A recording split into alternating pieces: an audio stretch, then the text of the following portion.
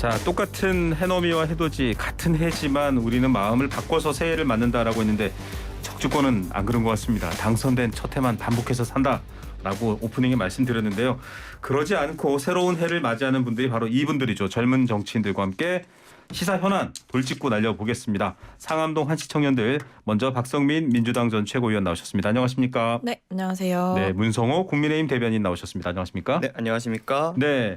자, 지금 사실은 이태원 참사가 어제로 딱 이제 2달이었고요. 여기 많은 얘기가 있습니다. 국정조사 관련된 얘기부터 먼저 한번 들어봐야 될 것 같습니다. 2차 기관 보고가 있었습니다. 어제 서울시도 나왔었고 여러 얘기가 있었는데 마약 단속 관련된 증인 태택이 좀 첨예하게 공방이 오갔습니다. 이 사안이 왜 이렇게 또 첨예한지에 대한 의견도 한번 서로 주시면 좋을 것 같아요. 박성민 최고부터 말씀해 주실까요?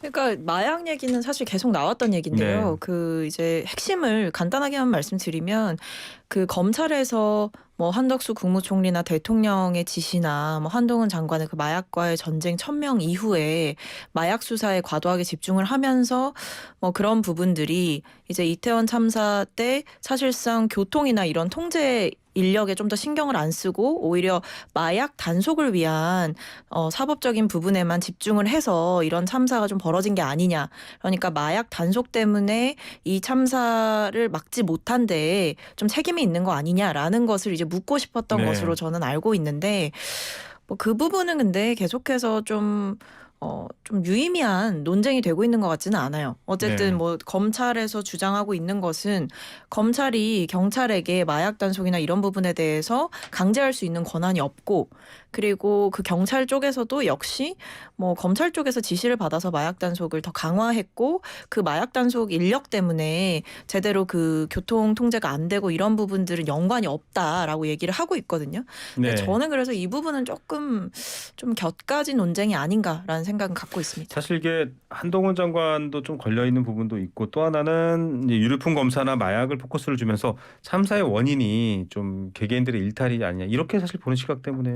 그러니까 저는 그게 문제라고 봤어요. 하나는 지금 그 유가족분들 중에서 뭐 민변이나 이런 곳들 통해서 유가족들 입장이 나온 게 있었는데 한 15분 정도가 이제 마약 그 부검 의뢰를 네네. 좀 이제 받았다라는 얘기가 있는 거예요. 근데 이게 뭐 특정한 개인에 대한 뭐 어떤 뭐 특징이 있어서가 아니라 한 15분 정도가 그런 요청을 받으셨고 사실상 마약이 어떻게 보면 이 참사에 좀 영향을 미친 거 아니냐라고 보는 시각은 개인의 책임 또는 개인의 일탈에 지금 좀 책임을 맞추는 부분이다라는 네네. 생각이 들다 보니까 비판을 받는 거잖아요.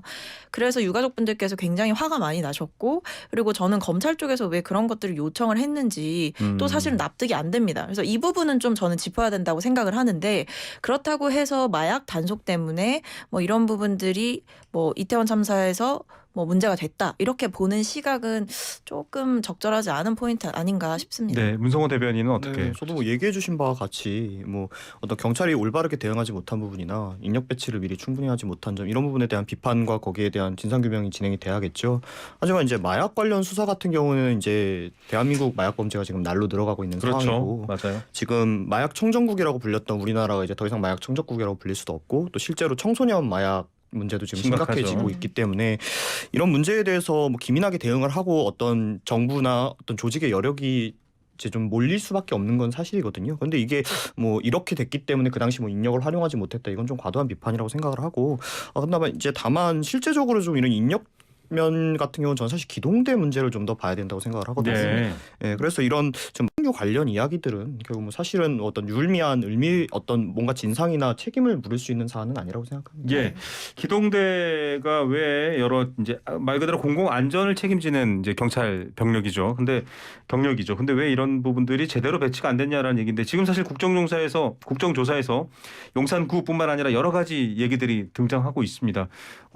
방금 말씀해 주셨던 것처럼 이제 곧 그렇게 될 거라고 믿습니다만 내가 국정조사 특위위원으로 들어가 있다면 나는 지금 이 문제를 조금 더 따지겠다. 좀 그렇게 생각하는 부분들 문성호 저는 이제 대변인은. 두 가지가 있는데요. 방금 이제 말씀드린 것과 같이 기동대 얘기가 이제 뭐 민주당이나 뭐 이런 정부를 비판하는 쪽에서는 뭐 대통령을 뭐 경호하기 위한 기동대가 뭐 배치됐었거든요. 네네. 근데 사실 원래 이제 대통령을 경호하기 위한 인력이 사용되는 것은 뭐 그것이 뭐 과도하다 어쩌다라고 이야기하기는 좀 어렵지만 실제로 그 당시에 예비 기동대가 배치가 되어 네. 있었거든요. 물론 적은 숫자였지만 근데 그것이 이제 그 당시 투입이 안 됐었단 네. 말입니다.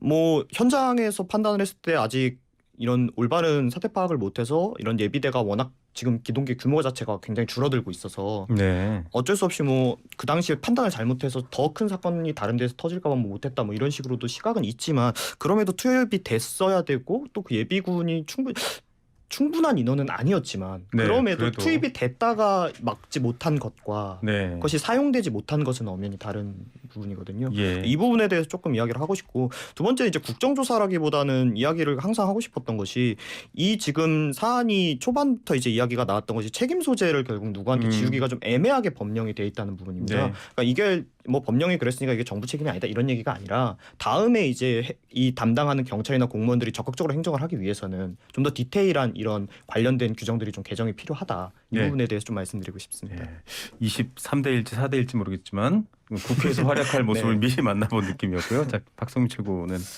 핵심은 두 가지죠. 하나는 용산구청이고요. 두 번째는 이제 경찰 관련된 문제인데요. 지금 보면 기동대 관련해서 저도 문성호 대변인 말에 되게 공감을 하는 네. 게 어쨌든 기동대 배치에 대해서 사실상 용산서장이 일부 요청을 한 부분이 있는 거 아니냐라는 이야기도 있고 그에 반해서 서울경찰청장이 그렇다면 어떻게 역할을 했냐. 여러 가지 기동대 요청에 대해서 제대로 응답하거나 반응하지 못한 것 아니냐. 그러니까 좀 더 용산서뿐만 아니라 서울경찰청장 네. 그리고 더 나아가서는 경찰청장에 대한 책임까지도 저는 물을 수 있는 사안이라고 봅니다. 그래서 제가 주목하고 있는 건 사실 지금 청문회가 1차가 이제 1월 4일로 예정이 되어 있고 네. 2차가 6일인데요. 1차에 참석하는 분들을 보면 경찰청 관계자들이 다 참석을 하거든요. 네. 경찰청장, 서울경찰청장, 그다음에 전 용산경찰서장이 참석을 합니다. 그래서 저는 이 부분에서 경찰이 왜 제대로 기동대 배치를 하지 않았는지 그리고 당일에 이제 여러 가지 신고가 접수됐던 상황들에서 왜 제대로 대응을 하지 못했느냐라는 부분도 짚어봐야 된다고 생각하고요. 하나는 지금 용산구청 상황실에 이제 신고가 접수된 네. 지점을 두고 이야기가 나왔죠. 국회에서 파악한 바에 따르면 용산구가 최초 인지 시점을 고의로 늦게 작성을 네, 해서 논란이 보고서를 있죠. 올렸다는 건데 결국에 이것이 지금 총책임자들이 또는 지휘 라인들이 자신의 책임을 회피하기 위해서 제대로 보고하지 않고 또는 문서를 바꾸거나 아니면 핸드폰을 바꾸거나 이런 식으로 증거인멸을 시도하고 있는 정황들이 있어요. 네. 저는 이 부분들을 명확하게 짚어서 지금 오히려 일선에 있는 관리자들보다 좀 더 윗선에 있는 지휘 라인들 이 보고 체계를 총 관리하고 있는 사람들의 책임을 분명하게 따져 물어야 된다고 생각합니다. 예. 자, 뭐 계속 또 국회 국정조사 특위에서 나왔던 말들이기도 합니다. 컨트롤타워 문제 한 번 더 지적해 주셨고요. 이제 요 주제를 넘어가기 전에 참사자 숫자를 이제 국무총리실에서는 158명, 그러니까 그 10대 생존자 한 분이 극단적 선택을 했잖아요. 어제 이제 그 국정조사 용해인 의원이 또 그런 말을 했는데 이분도 사실은 사고를 겪고 생존을 했지만 또다시 이제 세상을 등졌는데 참사 희생자에 포함되냐 말아야 되냐 이게 또 약간 시각 차이가 있는 것 같아요. 이거는 뭐 문성호 대변인께 먼저 이거는 여쭤볼까요? 뭐 말씀하신 대로 시각 차이가 있을 수 있는 일이라고 생각합니다. 네. 당연히 이제 그분도 그 참사 피해가 결국 안타까운 선택까지 네. 이어지신 거기 때문에 당연히 참사의 피해자라고 저도 생각을 하고 네. 근데 다만 이제 그 사건 당일에 결국 이제 희생자 인원에 네. 들어가느냐는 또 별개의 이야기이기 때문에 그것이 근데 저는 그렇게 논의가 될 만한 건 일인가? 왜냐하면 이분이 이 참사의 피해자가 아니다라고 이야기하는 사람이 있나요? 그렇죠. 그렇지는 않기 그렇게 때문에. 되면 159명이다. 근데 다만 159명이냐 158명이냐라는 것은 이제 그 사고 당일을 볼 것이냐 전체적으로 볼 것이냐인데 문제는 전체적으로 봤을 땐 그럼 우리가 그걸 어디까지를 봐야 되는가가 네. 기준이 굉장히 누군가 딱 정하기가 어려운 부분이라는 겁니다. 예. 그래서 사실 이런 사건 같은 경우에 기준을 딱 정하기 어렵다면 뭐 누구나 납득할 수 있는 부분으로 결정하는 게 저는 맞다고 그렇죠. 생각합니다. 이 사건이 원인이 되었거나 사건 당시에 참사 당시에 희생을 했거나 이런 부분이라는 말씀이신 것 같고요. 박성민. 네, 저도 뭐 넓게 보면은 포함될 수 있겠지만, 근데 제가 조금 다르게 말씀드리고 싶은 건 숫자에 대한 논쟁보다 결국 용해인 의원이 그런 이야기를 꺼낸 것은 본질적으로는 이 이태원 참사의 피해자들에 대해서 그러니까 돌아가신 분들뿐만 아니라 뭐 유가족들이나 아니면은 그때 현장에 같이 있었다가 네. 이제 생존하신 생존자분들에 대한 심리적 지원이 어떻게 되고 있느냐 이것이 사실은 제대로 국가에서 지원을 제대로 해주지 않았기 때문에 이번에 최근에 그렇게 안타깝게 목숨을 끊으신 네. 이 10대 분도 학생분도 사실은 본인이 굉장히 많이 노력을 하셨다는 거예요. 네. 근데 한덕수 총리는 그것에 대해서 국가의 지원 미비나 개인의 의지로 뭐 그런 것으로 본 게 아니라 개인의 의지 차원으로 이렇게 축소를 했단 말이죠. 그러니까 저는 그 부분을 지적하고 싶었던 거라고 생각을 합니다. 네. 그래서 오히려 좀 중요한 논쟁이 돼야 될 부분은 그 이후에 참사 이후에 트라우마라든지 이런 부분들을 어떻게 관리하고 있는지 이 부분을 좀 더 짚어봐야 된다고 생각합니다. 예, 다시는 좀 관련 뉴스 중에 슬픈 뉴스가 안 나왔으면 하는 바람에 물어봤는데요. 두 청년 정치인 모두 같은 얘기를 해주시는 것 같습니다. 노웅래 의원 체포가 동의안 부결됐습니다. 부결 될 거다라고 사실 확신하시는 분이 그렇게 많지는 않았는데요. 제가 듣기로는 오히려 이제 한동훈 장관의 그 제안 설명 이후에 더 부결이 확실해졌다고 이렇게 보시는 분도 있고 이거는 좀 이 상황을 어떻게 보는지를 봐야 될 것 같은데 박성민 최고부터 이어서 말해 주실까요? 저는 민주당의 선택이 적절하지 않았다고 생각합니다. 네. 저는 이 체포동의안 표결했을 때 부결 를 시킨 것이 굉장히 아쉽다라는 말씀을 먼저 드리겠고요. 네. 그리고 말씀하신 대로 제가 파악했을 때에도 몇 주 전만 하더라도 노웅래 의원과 관련해서 뭐 본인의 결백 여부를 떠나 어쨌든 이 부분을 당이 과하게 감싸거나 보호할 수 있는 여지가 크지 않다. 국민적인 여론이 좋지 않기 때문에 네네. 국회에 특권을 내려놔야 된다는 이런 부분에 대한 공감대가 분명히 네. 있었거든요.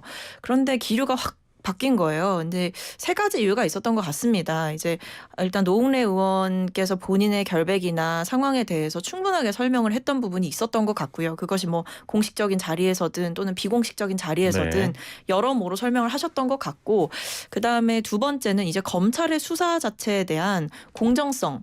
에 대한 비판이 네. 좀 내부적으로 있었던 것 같습니다. 그러니까 수사를 할 수 있는 사안이긴 하나 이 수사에 동원되는 인원의 수나 그러니까 검사들의 수나 아니면 특정한 팀이 이 수사에 올인을 하고 있는 이런 상황이 적절하냐라고 봤을 때는 편파 수사다라고 네. 판단한 부분이 있었던 것 같고, 이제 마지막으로는 일부 영향을 미쳤던 것은 한동훈 장관의 발언이 굉장히 정치적이고 좀 확신에 가득 찬 주관적 표현이 이제 쏟아져 나온 굉장히 이례적인 혐의 사실을 네. 공표를 했기 때문에 그 부분에 대한 비판이 있었다라는 것으로 저는 파악을 했는데요. 근데 그걸 떠나서도 저는 아무리 그런 감정적인 부분들이 결정에 있어서 작동을 했다고 하더라도 이번에 이 체포동의안은 가결시키는 게 저는 맞았다고 생각하거든요. 예. 국민들 보시기에 이것을 어느 누가 쉽게 납득을 할 수 있겠냐. 결국에는 민주당 내부 논리로, 내부적인 논리로 이런 결정을 한 것에 대해서 저는 국민들께 좀 좋지 않은 평가를 받을 것이고 사실은 좀 아쉬운 결정을 했다라고 생각을 합니다.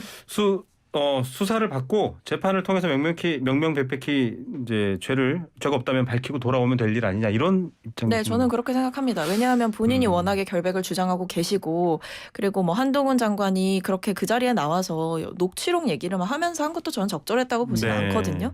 하지만 그럼에도 불구하고 본인이 어느 정도 떳떳하다면 그런 부분에 있어서 당 역시도 의원의 결백을 믿는다면 체포동의안에 있어서 국회의원의 특권이나 뭐 방탄정당이다라는 그 프레임으로부터 벗어나기 위해서라도 지금과는 다른 결정을 했어야 된다고 생각합니다. 네, 문성호 대변인 어떻게 보십니까? 네, 저도 이제 처음에 제가 이제 뭐 소문으로 듣기로는 소문이라기보다 그냥 도는 이야기로 노웅래 의원이 지금 드러나고 있는 혐의 사실들이 물론 아직 수사가 진행 중이기 때문에 명단할 수는 없지만 어느 정도는 그래도 실체가 있기 때문에 민주당 측에서 체포 동의안에 동의할 것이다 이런 이야기도 실제로 있었거든요. 근데 뭐 어느 기점인지는 모르겠습니다만 어느 기점으로 갑자기 좀 분위기가 확 바뀌더니 결국 이렇게 된 건데, 그러다 보니까 저희도 이제 여러 가지 추측을 하는 거죠. 그래서 지금 뭐 어떤 민주당 내부의 어떤 특권 의식이다 뭐 이런 이야기도 있지만 그런 것보다는 아무래도 지금 이재명 대표에 대한 사법 리스크가 있고 네. 이제 이재명 대표에 대한 뭐 수사가 시작이 된다 만다 이야기들이 많지 않습니까? 그래서 민주당에서 차후에 이제 이재명 대표에 대한 어떤 수사나 이런 것이 들어왔을 때를 위해서 미리 어떤 이런 방탄 이재명을 위해서 하는 행동이 아니냐 이렇게 말씀하시는 분도 계신데, 저는 그런 것에 지금 집중을 하기보다는 이제 실제로 이제 이번 민주당 대선 때 이런 불체포 특권을 없애겠다 이런 공약도 나왔었거든요. 실제로 민주당에서 이런 공약을 냈었는데도 실제로 이런 모습을 보여주지 못한다면 아마 우리 당도 이전의 역사를 쭉 거슬러 올라가면 네, 이런 식으로 했던 적이 있었을 있었죠. 겁니다. 이게 당을 떠나서 국민들 앞에 이런 모습을 보인다는 것이 저는 정말 아쉽습니다. 실제 네. 이 국회의원의 불체포 동의라는 것은 어떤 독재로 인해서 입법부가 정치적 공격을 박해를 받을 피하기 때 위한. 그것을 막아주기 위한 것인데 이것이 어떤 개인의 비리를 덮어주는 용도로 사용하게 되면 네. 결국 취지가 훼손돼서 결국 더 안 좋은 결과로 저는 나타날 것이라고 보기 때문에 이런 모습이 맞습니다. 차후에는 없어야 된다고 생각합니다. 네, 한동훈 장관의 제안 그리고 또 부스럭거리는 소리까지 구체적으로 사실은 좀 수사의 내용을 얘기를 한 면도 있는데 그 부분은 어떻게 보세요, 문성호 대변인?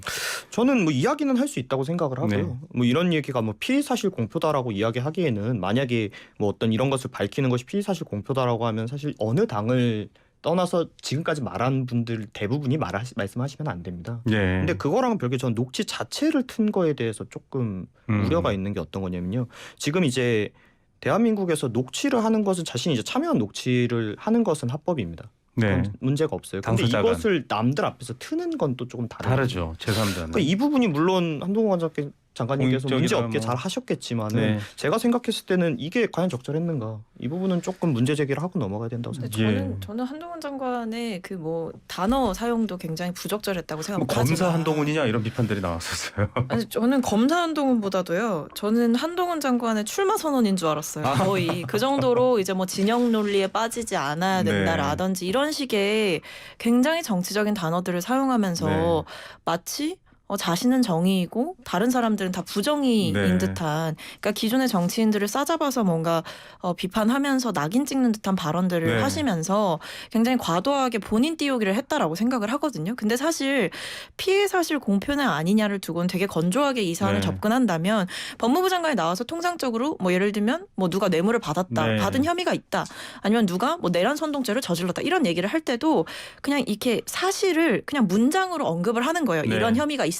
얼마를 받은 혐의가 있습니다. 이렇게 이야기를 하는 것이지 거기다 대고 무슨 뭐 진영 논리에 빠지지 말아야 된다느니 뭐 새로운 정의 이런 이야기를 언급을 하시는 것 자체가 저는 되게 정치적인 단어 선택을 많이 했고 그것은 한동훈 장관의 의도적인 선택이었다. 그리고 그 결정을 한 것은 법무부 장관이자 국무위원으로서가 아니라 차기 정치인으로 발돋움하고자 하는 한동훈 장관의 야망이 보였다고 생각해서 부적절하다고 생각한 거죠. 한동훈의 출마 선언이었다라는 주장에서 근데 저는 뭐 이 사안이 아니라 항상 이런 류의 항상 똑같이 이야기하는데 뭐 단어를 어떤 걸 썼기 네. 때문에 어떻다 이런 비판은 사실 저는 좀 우리 정치에 좀 없어졌으면 네. 좋겠는 게 물론 그런 게 있을 수 있죠. 적절한 단어, 적절하지 않은 단어라는 것이 있지만 그것에 대한 기준이라는 게 사실 명확하게 나눌 수 있는 건 아니거든요. 그러니까 우리가 만약에 이것이 적절하지 않았다 그러면은 누구는 적절했고 누구는 또 적절하지 않았는지 따지게 되고 굉장히 소모적인 논쟁으로 이어지게 되거든요. 네. 그러니까 저는 이런 얘기 자체는 뭐 의미가 없는 이야기라고 생각합니다. 네, 하지만 뭐 의도가 있어 보인다는 얘기고 두 젊은 청년 정치인들은요 국회의원의 불체포 특권, 특권이다라고 딱 표현을 못을 바꾸셨습니다. 내려놔야 된다고 생각합니다. 네. 전 대통령의 사명권도 근데 마찬가지라고 정치적 생각하고요. 박해를 하면 국민들이 저는 가만히 있지 이제 않겠죠. 뭐 우리나라가 독재를 겪은 국가니까 네. 뭐 있는 거 자체는 있을 수 있다고 생각을 하는데 남용을 실제로 남용돼서는 안 되죠. 뭐 그런데 이게 지금 제대로 사용되고 있지 않은 점에 네. 대해서는 문제의 의식을 가져야 된다고 생각합니다. 알겠습니다. 자, 끝으로 짧게 여쭤볼게요. 이재명 대표 결국은 성남 FC 관련해서 출석하기로 했습니다. 검찰 소환에 어떻게 보세요? 환영합니다. 네. 네. 저는 하셨어야 된다고 항상 주장을 해왔고요.